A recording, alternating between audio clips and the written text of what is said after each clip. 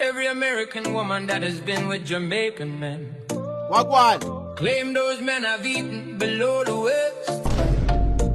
Yet every Jamaican man claims they have never eaten below the waist. What on? Somebody's lying. Who a liar? This is my true story. Listen. I met an American woman on a Caribbean cruise. Yeah. Wagwan. She invited me to chat and have a few brews. Say no go.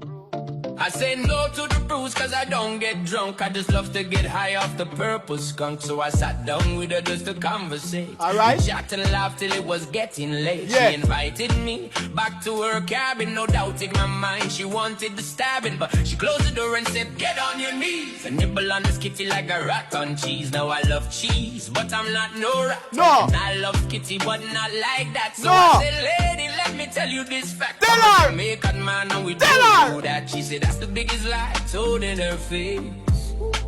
That she say? All Jamaican men she met get below the waist. Somebody's lying. Wait. Who a liar? Tell me Jamaican men. Could Somebody it a be liar. you? Wait. Somebody